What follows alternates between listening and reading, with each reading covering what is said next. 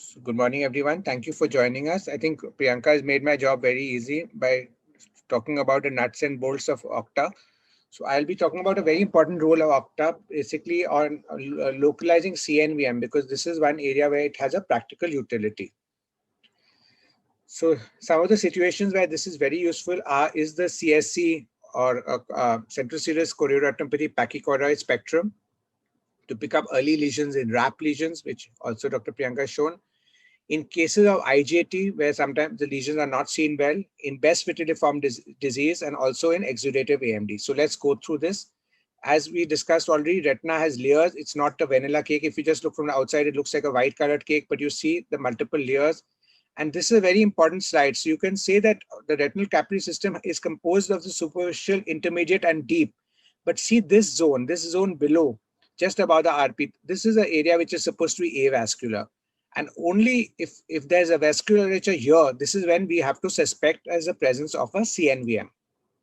Let's see a few cases. So this is one of the challenging cases I've been dealing with for almost 10 years. He's a 64-year-old retired brigadier who is not hypertensive or diabetic, who has a history of porphyria, who came with a chronic history of blurred vision in the left eye. And we thought there's a scar in the left eye with some cystic paces. He was not keen on having therapy, and he was lost to follow-up till 2015. That time he presented with blurred vision, and you can see the fluid SRF which has come up in both the eyes. So these are the comparative OCTs, and you can see the fluid coming up in both the eyes. This is the color photograph. There was no polyp, but there was hyperfluorescence on the ICG, and the FFA showed what we thought was CNVM both eyes, and he underwent anti-VEGF ranibizumab in both the eyes. So you can see the anti-VEGF is being given, but there's not much change in both eye fluids after this. And shockingly, 1 month after his third injection, the patient complained of sudden waviness while reading.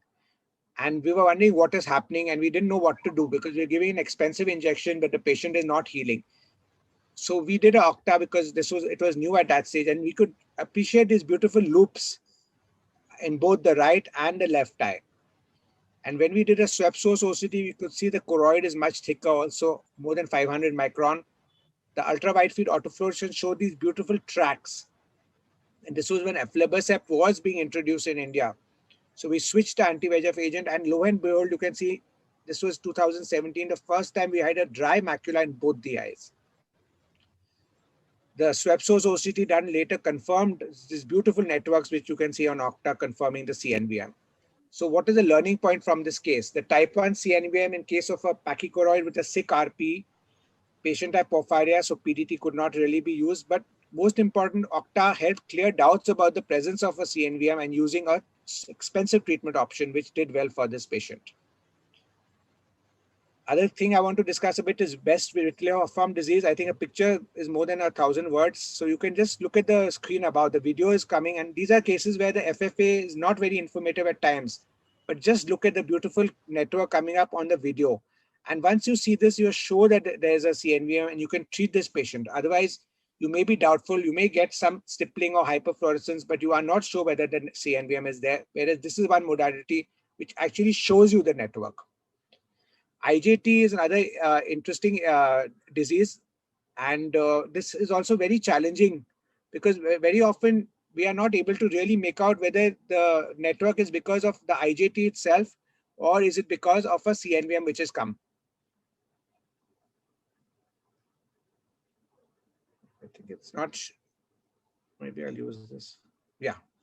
So this was the classical classification of IJT, which was given by Gass and Lodi. But you can see initially there are not too many changes, but as you go down to stage 5, you are seeing the SRNVM. So this was a Okta-based, also similar, except little difference in this is they've noted the SRNVM to be in stage 4. So let's see a few cases. So when you have a grade 1 kind of IJT, the superficial layer is normal, but you see some telangiectatic changes in the deep. Grade 2, you see the superficial is mild, but there are marked changes in the in the deeper layers. And when you go on to grade 4, you can see there is the FAZ irregularity and the vascular invasion. But most important for us is grade 5. And this is where what I said in the beginning, the CNVM is noted to be present in the avascular zone. And as soon as you get this thing in the avascular zone, this is a red flag for the CNVM. So this was a patient of ours. If you just see the color photo, it's not really very indicative what's going on. But I think let's go through this again, go through a nice video. So keep looking on this area of the screen. And as we are scrolling down, we see IJT. But when you go down, you can see the CNVM presence. And these dots which are showing flow on the B scan also give you a clue. So I think this is one modality where it's quite useful. Exudative AMD, of course, is very, very important. And traditionally, we use FFA, but FFA poorly delineates the CNVM when it's obscured by things like hemorrhagic pigment, RP changes, fibrosis. So the Octa shows these beautiful images like Medusa head, sea fan, prune tree, etc. And the most common in our experience are the Medusa head, glomerula, and lacy wheel. But what exact implication they have on treatment, we really don't know.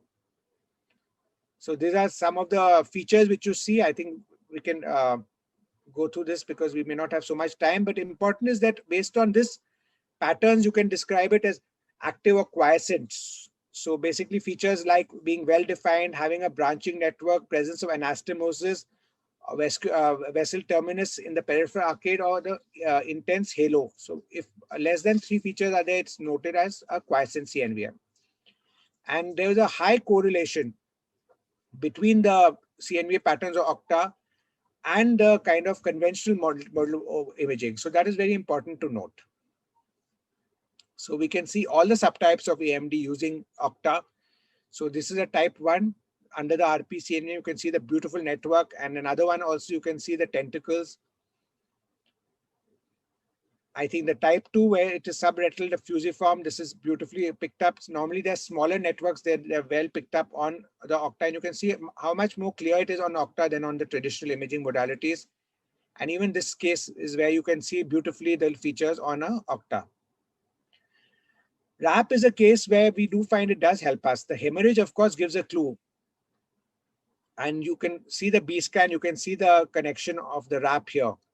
But you can see how nicely you can actually pick up the RAP lesion. And when you do a video angiogram Octa of this, you can actually see the connection and the deeper aspect of this RAP lesion. There's a lot of controversy about PCV, whether it is useful or not. But I've seen, let me show a few examples to convince you that it could be useful in PCV also. So what I would like to say is that we see the polyps much better with ICG, but the BVN is seen better with Octa. So these are a few situations where you can see the BVN is the branching vascular network seen beautifully using the OCTA technology. Another case with the peripapillary PCV and how well the BVN is picturized using the OCTA. These are extrafoveal polyps. Again, you can see the polyps are seen well, but if you see the Octa, how beautifully the BVN is picked up, which is marked by the blue arrow. PHCR, which is the peripheral form of PCV, again, you can again pick up these polyps if you try very hard with Octa, and you can correlate them with the B scan also if you have a wide field OC. Can there be a neovascular membrane in non-exudative? So this is a very interesting topic.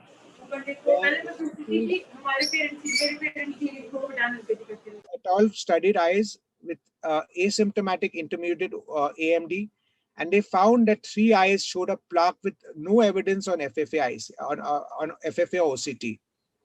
So this is a very important situation where we are picking up these sort of networks in asymptomatic patients. So the question arises is, should these be treated?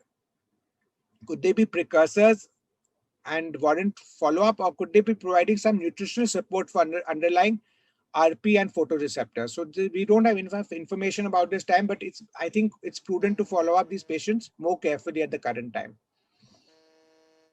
So I would just like to conclude that today we have seen some beautiful patterns on Octa, and we can see the CNVM where other modalities may not be so useful.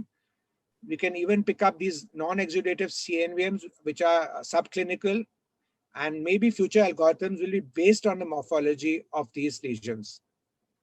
So thank you very much.